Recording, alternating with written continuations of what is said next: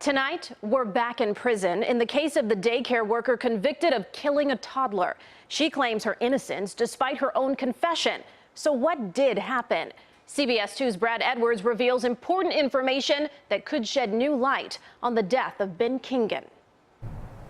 Behind barbed wires in central Illinois' Logan Correctional, a life Melissa Calusinski never expected.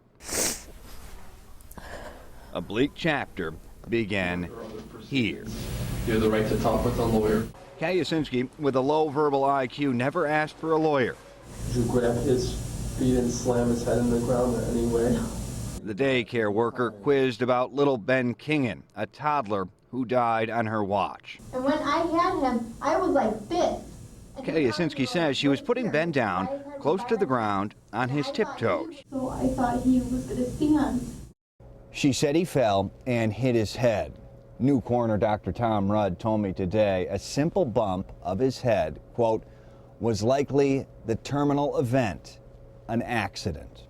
An accident because he already had a pre-existing head injury, Dr. Rudd determined.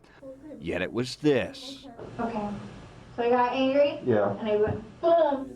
After dozens of denials, 6 hours into the interrogation, Calusinski confessed to, lower right, Detective George Falenko. Do you remember Detective Falenko? Oh, yes.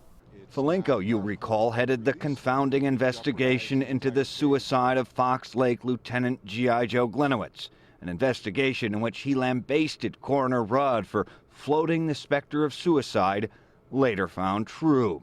He was already at odds with Rudd for changing the manner of death in the Kingan case from homicide to undetermined, a case where Falenko won a confession.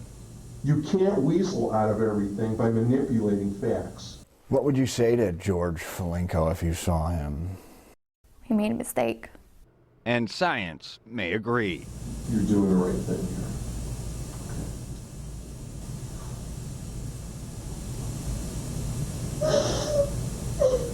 Brad Edwards, CBS 2 News. A hearing in the case is scheduled for March. So far, the state's attorney's office has fought Calusinski's efforts for a new trial. The state's attorney's office, Detective Falenko, and Ben Kingan's family had no comment.